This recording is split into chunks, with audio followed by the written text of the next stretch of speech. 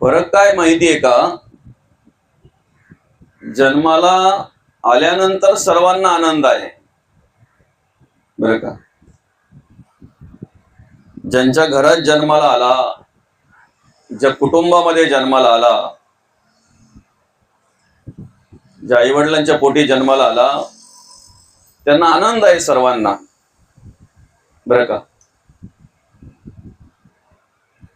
पण निर्माण झालंय, जन्म झालाय म्हटल्यानंतर मृत्यू ठरलेला आहे, जावंच लागणार आहे. एक ना एक दिवस या जगाचा निरोप प्रत्येकाला घ्यावाच लागणार आहे, बरं का? जर जन्म हवा असा वाटतोय, तर मृत्यू ही स्वीकारण्याची क्षमता आपल्यामध्ये ठेवायला पाहिजे. पण मृत्यू माणसाला नको आहे,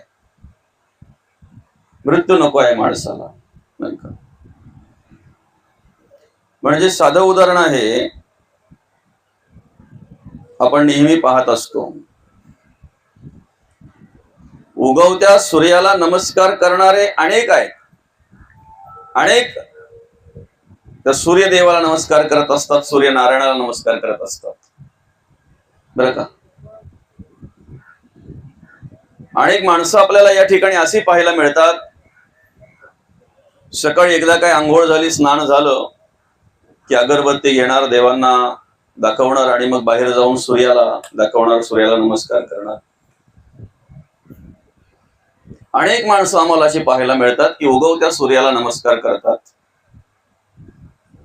दुर्दैव एवढंच आहे, उगवत्या सूर्याला नमस्कार करणारे मावळत्या सूर्याकडे ढुंकूनही पाहत नाहीत. काय हे दुर्दैव आहे. तसं आमचा जन्म झाला म्हटल्यानंतर सर्वांना आनंद आहे. तो सूर्य सुद्धा एकदा उगवला ना माऊली की दिवसभर प्रकाश देत असतो आम्हाला, दिवसभर प्रकाश देत असतो. त्याच्या प्रकाशाने आम्ही कार्य करत असतो, वनस्पती कार्य करत असतात, सगळे जीव, सगळे जे काही आहे, ज्यांचा जन्म झालेला आहे, निर्माण जे झालेलं आहे, ते सगळं कार्य करत असते त्या सूर्याच्या प्रकाशामध्ये, बरं का? जोपर्यंत त्याचा प्रकाश आहे तोपर्यंत आम्हाला त्याची किंमत कळत नाही, बरं का? मावळतीला जायला आल्यानंतर मग प्रकाशाची किंमत कळते. अस्त होताना मग त्या प्रकाशाची किंमत कळते. मला एक तरी असं दाखवा बरं, सूर्य अस्ताला चाललाय आणि त्याला नमस्कार करतोय.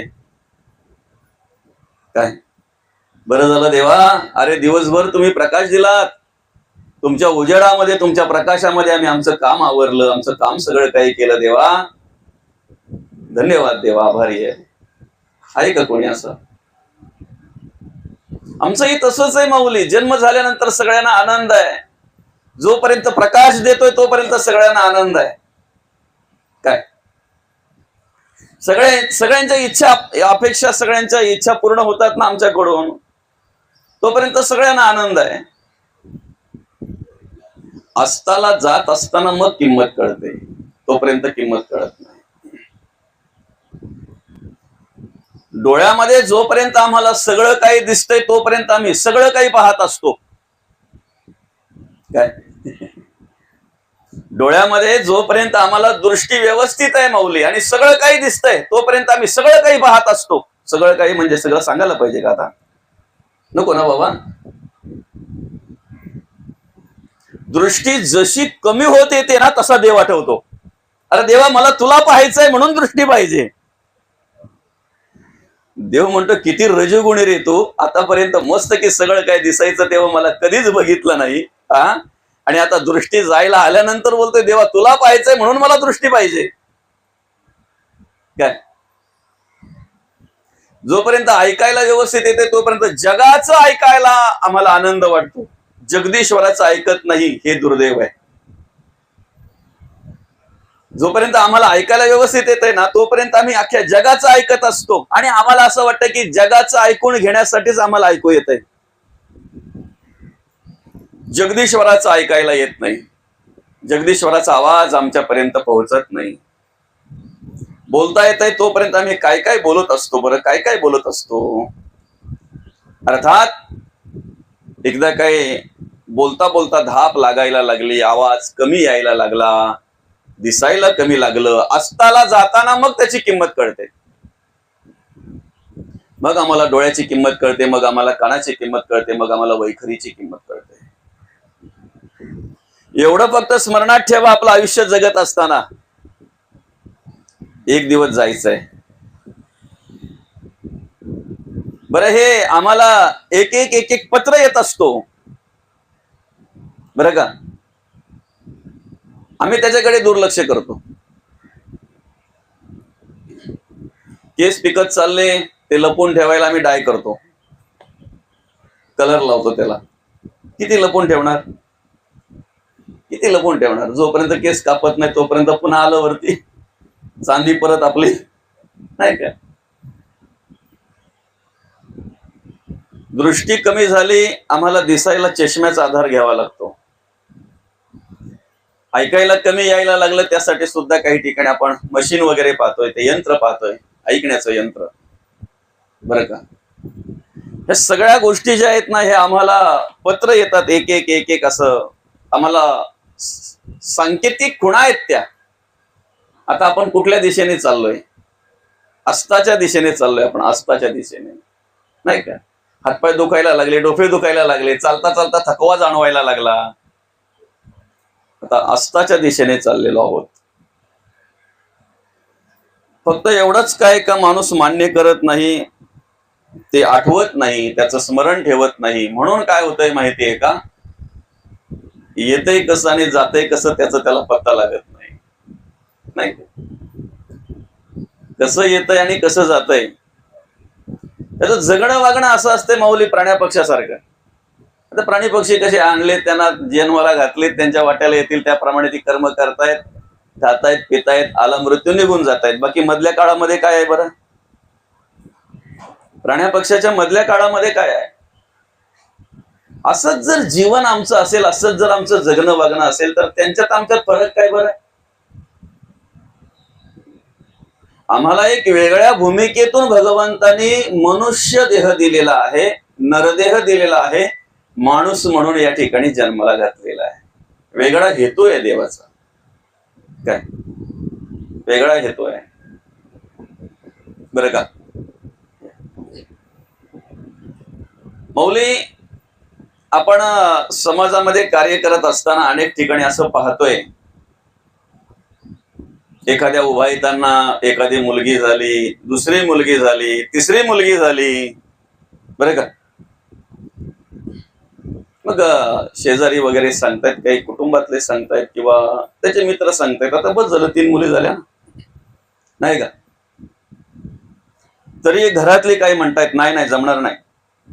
असं कसं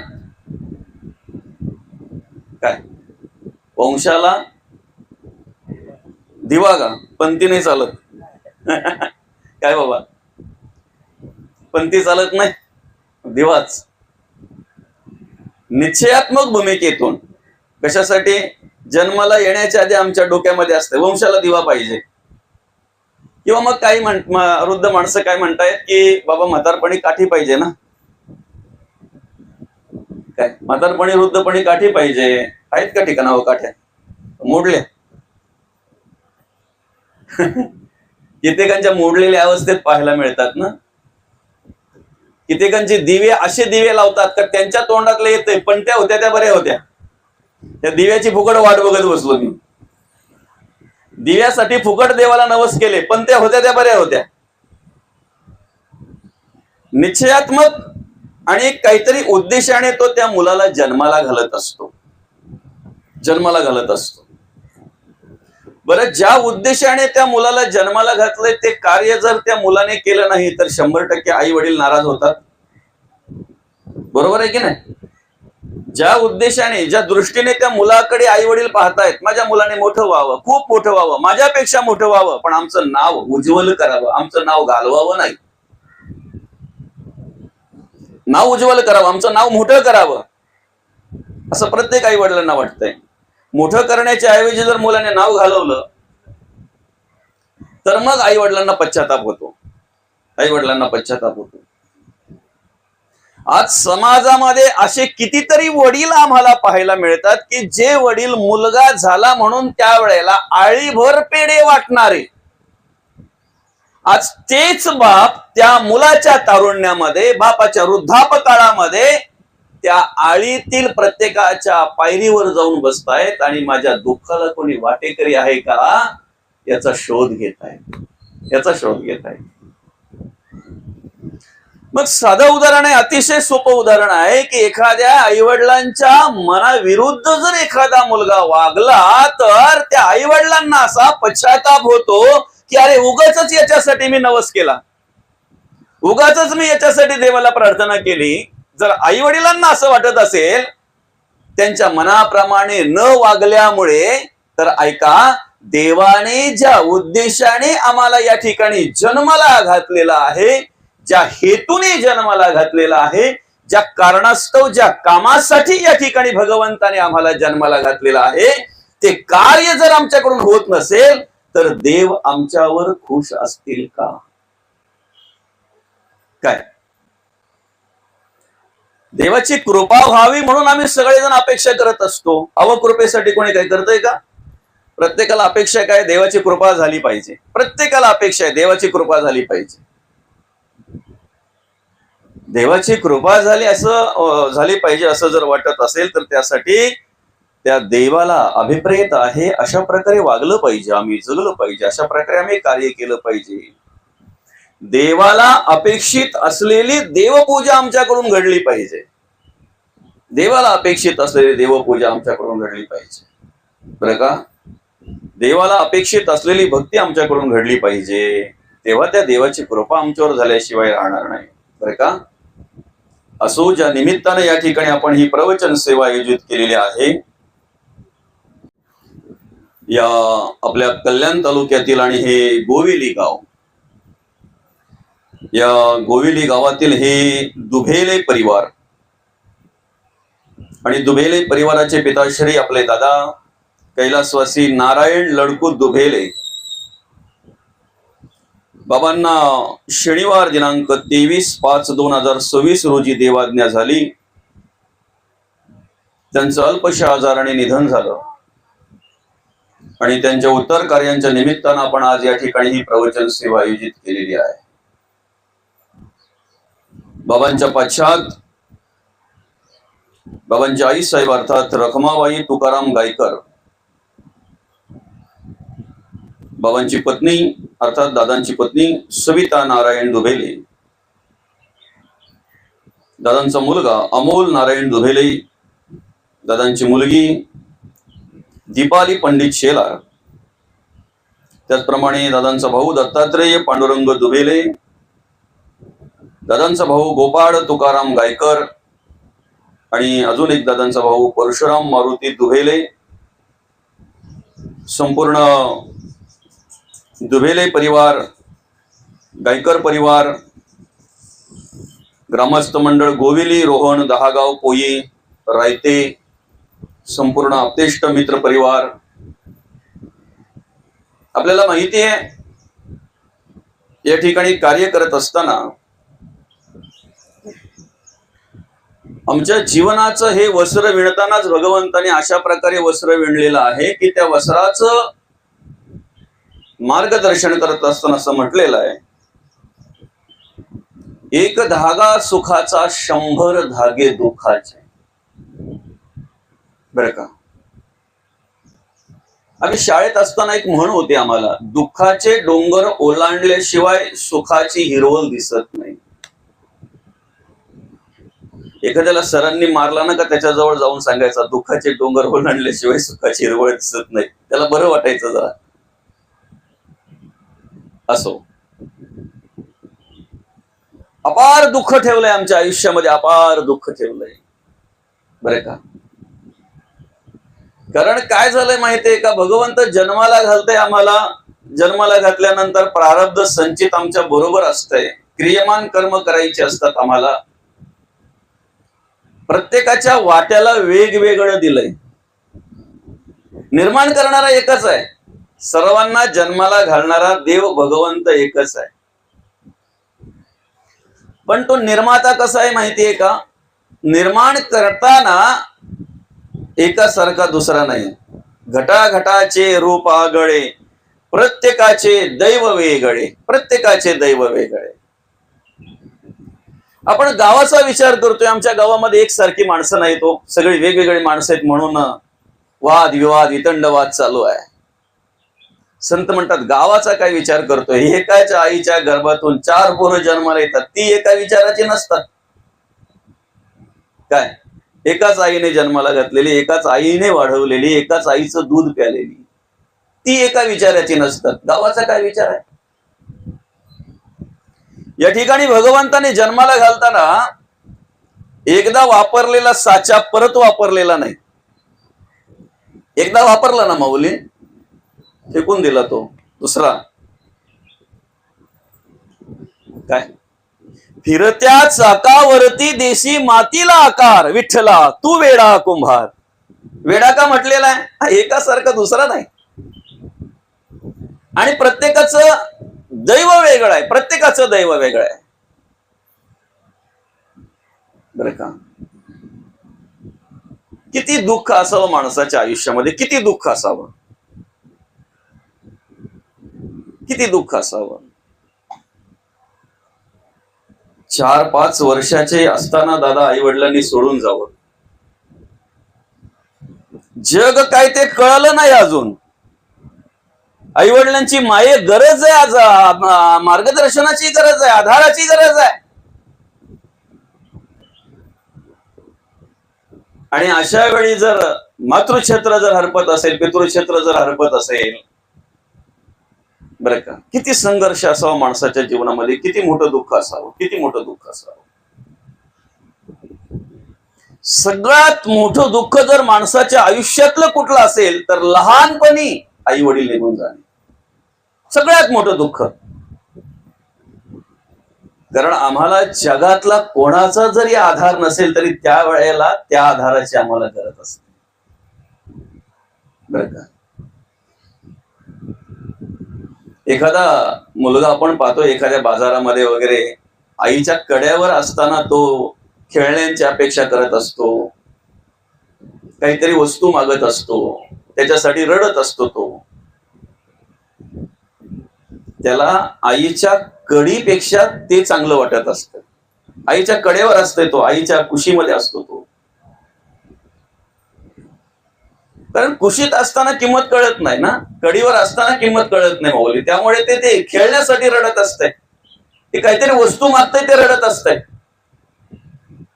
पण त्याच बाजारामध्ये ज्या वेळेला ती आई त्याला कड्यावरून उतरवते आणि एखाद्या दुकानामध्ये काहीतरी वस्तू पाहण्यामध्ये ज्या वेळेला रममाण होते, गुंतून जाते, तिथे त्या मुलाचा हात सुटून तो मुलगा बाजूला जातो.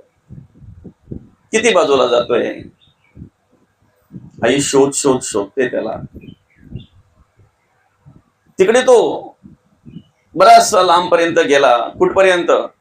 त्याला ह्याच्या आधी रडताना ज्या माणसांनी बघितलेलं अमुक अमुक खेळण्यासाठी, तमुक तमुक वस्तूसाठी, त्या माणसांपर्यंत पोहोचला. आणि मग त्या माणसांना कळले, रे हा मुलगा मगाशी आता रडतोय, पण मगाशी तो त्या वस्तूसाठी रडत होता, आताही रडतोय तो.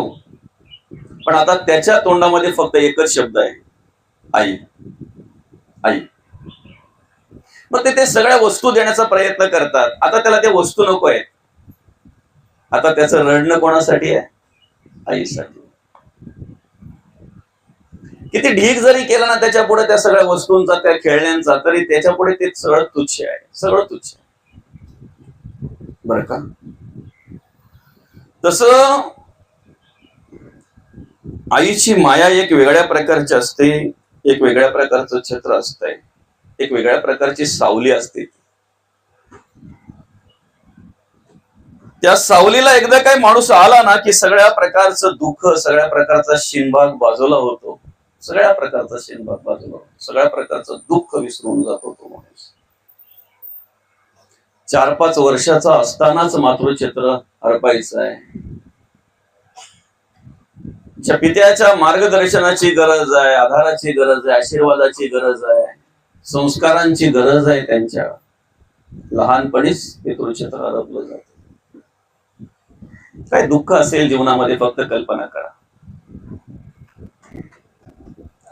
आतापर्यंत आपण फक्त म्हण ऐकली होती, माय मरो आणि नाही, फक्त म्हण ऐकली होती आपण. पण दादांच्या जीवनाविषयी जर आपण विचार केला तर खऱ्या अर्थानं आई वडिलांच्या नंतर आईची ही माया जर कोणी दिली असेल आणि वडिलांची ही माया जर कोणी दिली असेल तर आपल्या रोहन येथील गायकर परिवारातील आपल्या मातोश्री रखमाबाई तुकाराम गायकर. बरं का, आईची ही माया देण्याचं काम त्या ठिकाणी आई साहेबांनी केलं आणि पित्याचं ही संस्कार, पित्याचे ही मार्गदर्शन करण्याचं काम त्या आई साहेबांनी त्या ठिकाणी केलं. लहानपणापासून असे वाढवले, त्यांना असे संगोपन केलं, अशा प्रकारे त्यांची काळजी घेतली, अशा प्रकारे त्यांना सांभाळलं की गावातल्या नाही काहींना माहिती नाही आणि कितीतरी पंचक्रोशीतील लोकांना काही माहिती नाही की हा मुलगा नक्की कोणाचा आहे. आडनाव माहिती झाल्यानंतर आणि मग दुबेल आणि गायकर, मग तेव्हा सांगावं असं असं आहे. तोपर्यंत नाही. आपल्या मुलांवर जेवढं प्रेम त्या आईने केलं तेवढंच प्रेम आमच्या दादावर केलं. विशेष म्हणजे त्यापेक्षा विशेष प्रेम केलं आई साहेबांनी. बरं का, एक आधार देण्याचं काम केलं. या ठिकाणी त्या आई साहेब आहेत का बरं? आपल्या रखमाबाई तुकाराम गायकर आई घरात आहेत का? असू द्या. खरी देवपूजा त्यांनी केली, खरी चालत्या बोलत्या देवाची सेवा त्यांनी केली. बरं का, आणि ही सेवा प्रत्येकाकडून घडली पाहिजे. अरे आपल्या मुलाला कोणीही जीव लावेल रे, आपल्या मुलाचं संगोपन कोणीही करेल. बरं का, पण आपल्या वाट्याला जर अशी काही सेवा येत असेल, आली असेल, करण्याचं भाग्य लाभलं पाहिजे, आपल्याला करता आलं पाहिजे. परमार्थ अतिशय सोपा आहे, भक्ती अतिशय सोपी आहे. तो परमार्थ, ती भक्ती माझ्या आई साहेबांनी केली. दादांना सांभाळण्यामध्ये काही कमी पडल्या नाहीत, त्यांना मार्गदर्शन करण्यामध्ये काही कमी पडल्या नाहीत. बरं का, मी नेहमी सांगत असतो प्रवचनातून काही वेळेला, बरं का, एखाद्या मुलाकडून किंवा एखाद्या मुलीकडून जर काही वाईट कृत्य घडलं ते लगेचच गावामध्ये प्रसारित होत आहे. नाही, लगेचच प्रसारित होत आहे. लहान मुलांकडे बघा तोच विषय, तरुणांकडे बघा तोच विषय, वृद्धांकडे बघा तोच विषय येतो त्यांचा. नाही, घरात बसलेले तेच, पायरीवर बसलेले ते 2-4 बाय एकत्र आल्या तोच विषय, शेतावर असला बांधावर असला तोच विषय. बरं का, त्या ठिकाणी त्या विषयाचं चिंतन करत असताना, त्या विषयावर चर्चा करत असताना आमच्याकडून पाप घडतंय याचाही विचार आम्ही करत नाही. विषय काय आहे माहितीये का माऊली? एखाद्याच्या मुलाकडून किंवा मुलीकडून जर वाईट कृत्य घडलं तर ते पंचकृषीमध्ये प्रसारित व्हायला वेळ लागत नाही, ते पंचकृषीमध्ये सहज प्रसारित होत आहे. पण आज आमच्याच बाजूला आमचा शेजाऱ्यांचा मुलगा 2 दिवस झाले घरात अन्न नाही म्हणून भुकेलेला आहे, ते आम्हाला शेजारी असून सुद्धा कळत नाही. हे दुर्दैव आहे. एखाद्याच्या मुलाकडून जर चुकीची कर्म घडली तर पंचकृषीमध्ये लगेच प्रसारित होत आहे. पण आमच्याच गावातला एखादा असा माणूस आहे की त्याची मुलं चांगल्या प्रकारे हुशार आहेत, ज्ञानी आहेत, शिकायची इच्छा आहे, अभ्यास करायची इच्छा आहे, शिक्षण घ्यायची इच्छा आहे, पण त्या मुलांना शाळेत पाठवण्या एवढी त्या आई वडिलांची परिस्थिती नाही आहे, त्या मुलांना शिक्षण देण्या एवढी त्या आई वडिलांची परिस्थिती नाही आहे. आमच्या गावात अशी कितीतरी माणसं असलेली सुद्धा आम्हाला कळत नाहीत आणि कळत असताना त्याचा प्रसार आम्ही करत नाही. हे दुर्दैव आहे. कसला प्रसार करायला पाहिजे, आम्ही कसला विचार आम्ही करायला पाहिजे. दादांना चांगल्या प्रकारे शिक्षण देण्याचं काम आईसाहेबांनी केलं, त्या परिवाराने केलं. त्या ठिकाणी अतिशय चांगल्या प्रकारे त्यांच्यावर संस्कार करण्याचं काम केलं. आणि कल्याण डोंबिवली महानगरपालिकेमध्ये दादा कार्यरत होते, कामाला होते. त्या ठिकाणी काम करत असताना जवळजवळ एक 3 वर्षापूर्वी सेवानिवृत्त झाले. आणि एक अल्पशा आजाराने दादांनी तुमचा आमचा निरोप घेतला. कल्याण डोंबिवली महानगरपालिकेमध्ये काम करत असताना त्या ठिकाणी येणं जाणं सोयीस्कर व्हावं म्हणून काही काळ ते डोंबिवलीमध्ये राहिले, त्याच्यानंतर रायत्यामध्ये राहिले. आता 1-2 वर्षापूर्वी या ठिकाणी त्यांनी हे घर बांधलं आणि या ठिकाणी राहायला आले.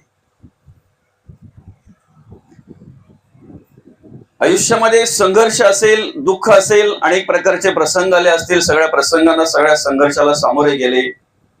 जीवनाचा मार्ग जीवन जगण्यासाठी शोधला. जेवढं चांगलं जगता येईल तेवढं चांगलं जगण्याचा, वागण्याचा प्रयत्न केला.